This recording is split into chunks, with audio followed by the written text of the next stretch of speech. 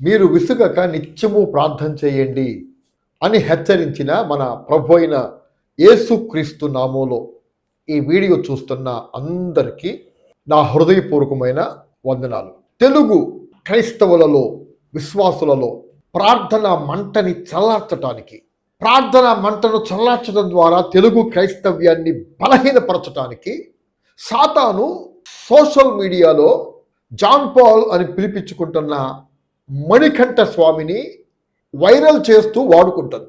ఈ John Paul alias Manikanta స్వామి ప్రార్థనని అపహాస్యం చేస్తాడు. మోకాళ్ళ ప్రార్థన అంట, కన్నీటి ప్రార్థన అంట, రాత్రంతా చేసే ప్రార్థన అంట, ఇలాగా ప్రార్థనని ఎగతాళి చేస్తూ అపహాస్యం చేస్తూ తన సోషల్ మీడియాలో, యూట్యూబ్లో, సోషల్ మీడియాలో ప్రార్థనకు వ్యతిరేకంగా బోధిస్తూ క్రైస్తవ్యంలో ఉన్న ప్రార్థన మంటను చల్లార్చడానికి సైతాన్ చేతిలో బలంగా వాడబడుతున్నాడు. నేను నా సంఘములో బోధించిన, బయట పాస్టర్స్ మీటింగ్లో బోధించిన, సువార్త సభల్లో బోధించిన, ఉపవాస సభల్లో బోధించిన ప్రార్థన, ఉపవాస ప్రార్థన, కన్నీటి ప్రార్థన, ఏకాంత ప్రార్థన, కొండలపై చేసే ప్రార్థన, రాత్రంతా చేసే ప్రార్థన, 3 రోజుల ఉపవాస ప్రార్థన, 7 రోజుల ఉపవాస ప్రార్థన, 21 రోజుల ఉపవాస ప్రార్థన, ఇలా ప్రార్థనల మీదే బోధిస్తాను.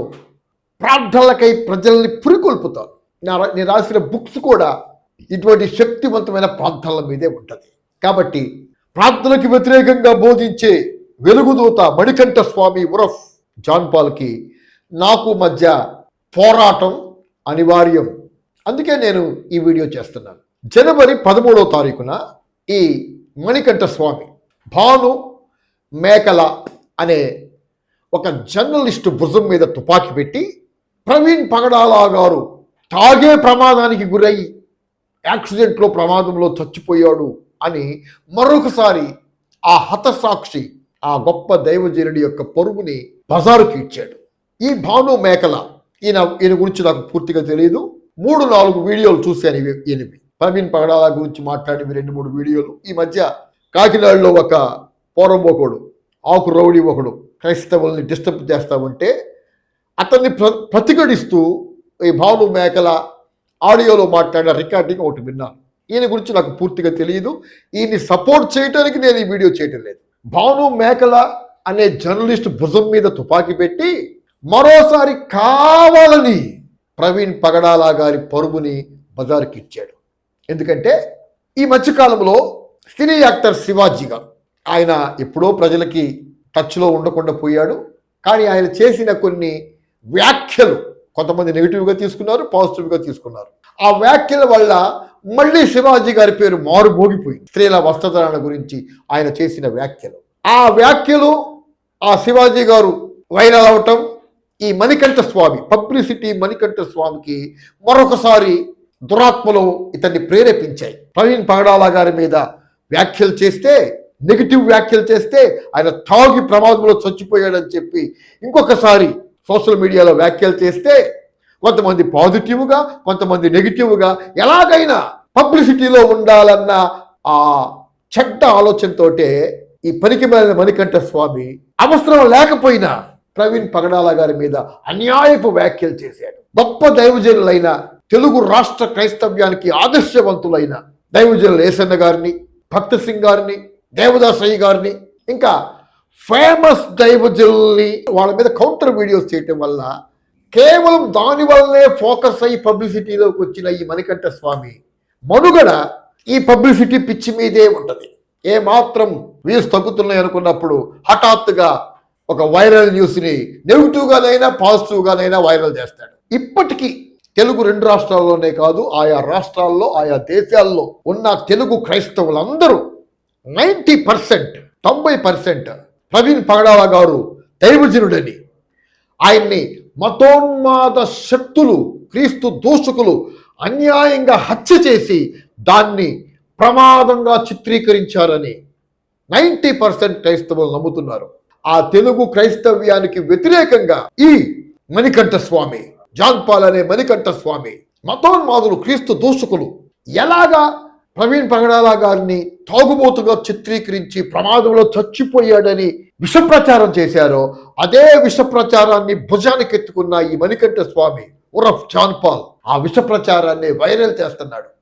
ఆగి ఆగి ఆగి మళ్ళీ మళ్ళీ మళ్ళీ వైరల్ చేస్తున్నాడు. దానికి కారణాలు చాలా ఉన్నాయి. ఒక పనికిమాలిన జర్నలిస్ట్ ఒకడు, ఈ భారతదేశంలో మీకు ఇష్టమైన దైవజనులు ఎవరు అని ఒకసారి ఈ మణికంఠ స్వామిని అడిగితే ఈ జాన్ పాల్ అంటాడు, జాన్ పాల్ ఉరఫ్ మణికంఠ స్వామి, అసలు ఈ భారతదేశంలో నాకు ఒక్క మంచి దైవజనుడు కూడా కనపట్టలేదు అని ఒక సమాధానం చెప్పాడు. అంటే ఈ భారతదేశం అంతట్లో ఒక్క మంచి సేవకుడు కూడా ఈ పూర్వంపోకు మణికంఠ స్వామి కనపడలేదంట. అంటే ఇతనొక్కడే పతివ్రత, ఇతనొక్కడే పరిశుద్ధుడు, ఇతనొక్కడే నీతిమంతుడు, మిగతా భారతదేశంలో ఉన్న పాస్టర్లందరూ పనికి వాళ్ళ అన్న దృష్టితో మాట్లాడారు. అంటే ఇటువంటి అభిప్రాయం కలిగిన వ్యక్తుల యొక్క మనస్తత్వం ఎలా ఉంటుందంటే మెంటల్లీ డిజార్డర్. మేము మాత్రమే నీతిమంతులం, మేము మాత్రమే పతివ్రతులమని నమ్మే వాళ్ళకి వాళ్ళ కళ్ళ ఎదుట ఎవరన్నా హెచ్చించబడుతుంటే, అతని ఫీల్డ్లో ఉన్న వాళ్ళు ఎవరన్నా హెచ్చించబడుతుంటే విపరీతమైన అసూయ, విపరీతమైన కక్ష, విపరీతమైన పగ ఆ హెచ్చించబడుతున్న వాళ్ళ మీదకి వస్తుంది.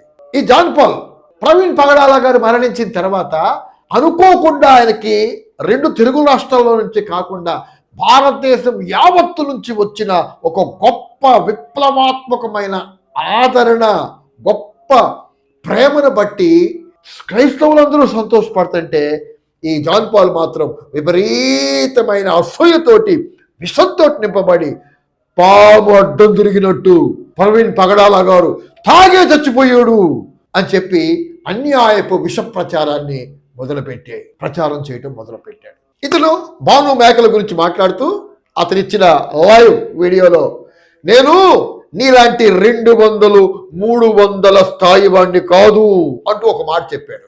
మణికంఠ స్వామి ఈ విషయంలో నిజం చెప్పాడు. ఎందుకంటే మణికంఠ స్వామి ఉరఫ్ జాన్ పాల్ స్థాయి మేకల భానులాగా 200, 300, 500 స్థాయి కాదు. యూట్యూబ్లో జాన్ పాల్ స్థాయి 50,000 రూపాయలు, 50,000 రూపీస్. వికేఆర్ ఆ విషయాన్ని పబ్లిక్ లో చెప్పాడనే వికేఆర్ మీద పగబట్టాడు, వికేఆర్ మీద ప్రగల్భాలు పలికాడు.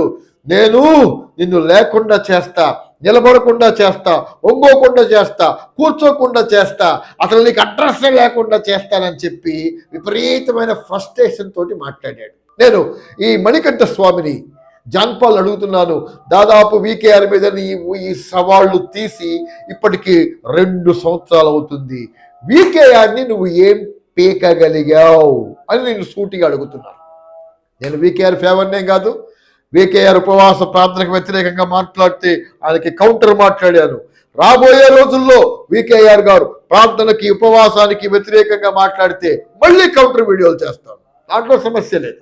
ప్రవీణ్ పగడాల గారు తాగే ప్రమాదానికి గురై చచ్చిపోయాడు అని ఆయన్ని చంపిన మతోన్మాద శక్తుల విష ప్రచారాన్ని నెత్తికెత్తుకొని ప్రచారం చేస్తున్న ఈ మణికంఠ స్వామి ఉరఫ్ జాన్ పాల్ని నేను సూటిగా 3 ప్రశ్నలు అడుగుతున్నాను. మణికంఠ స్వామి జాన్ పాల్ని నేను సూటిగా 3 ప్రశ్నలు అడుగుతున్నాను. ప్రవీణ్ పగడాల గారి మీద తాగుతున్నట్టుగా, బ్రాందీ షాపుల్లో బ్రాందీ కొంటున్నట్టుగా చూపిస్తున్న ఆ వీడియోలన్నీ ఏఐ వీడియోలు అని 90% క్రైస్తవులు నమ్ముతున్నారు. కాదు అంటానికి నీ దగ్గర ఉన్న ఆధారాలు ఏంటి? 2, ప్రవీణ్ పగడాల గారిని తాగుబోతుగా చూపించిన ప్రతిసారి మాస్క్ వేసుకొని హెల్మెట్ పెట్టుకొని మాత్రమే చూపించారు. విజయవాడ రాంపురపాడు ట్రాఫిక్ ఎస్ఐ కూడా ప్రవీణ్ పగడాల గారు కేసు నా దగ్గరకు వచ్చింది, ఈయన నీరసంగా ఉన్నాడు, బైక్ పగిలిపోయింది, ఈయన ఈ బైక్ మీద వెళ్ళి యాక్సిడెంట్ అయిపోతే నాకు ప్రమాదం వచ్చిందేమోనని ఆయన ఫోటో తీసుకుందామని చెప్పి తీసిన ఫోటో కూడా హెల్మెట్, మాస్క్ తోటే ఉంది. ఒక మనిషిని గుర్తుపెట్టుకోవటానికి, ఒక మనిషిని గుర్తించటానికి తీసే ఫోటో పోలీసులు కూడా మాస్క్ తోటి, హెల్మెట్ తోటే తీస్తారా? మణికంఠ స్వామిని నేను సూటిగా అడుగుతున్నాను ఈ ప్రశ్న. ప్రవీణ్ పగడాల గారు ఇంటి నుంచి చనిపోయిన రోజు ఆయన ఇంటి నుంచి బయలుదేరిన CCTV ఫుటేజ్ ఒక్కటి కూడా ఎందుకు గవర్నమెంట్ కానీ పోలీసులు కానీ బయట పెట్టలేకపోయారు? ఈ 3 ప్రశ్నల్ని సూటిగా మతోన్మాదుల విష ప్రచారం, ప్రవీణ్ పగడాల గారు తాగే చనిపోయాడు అని విష ప్రచారం చేస్తున్న మతోన్మాదుల వాదన్ని నెత్తికెత్తుకొని క్రైస్తవ్యానికి ఎదురుగా వాదిస్తున్న మణికంఠ స్వామిని నేను సూటిగా ఈ 3 ప్రశ్నలు అడుగుతున్నా. నువ్వు నిజంగా సేవకుడు అయితే ఈ ప్రశ్నలకి జవాబు చెప్పు. మరోసారి మణికంఠ స్వామి ఉరఫ్ జాన్ పాల్ నేను సూటిగా హెచ్చరిస్తున్నా, చనిపోయిన హతసాక్షి అయిన ప్రవీణ్ పగడాల గారి మీద విష ప్రచారం ఆపు.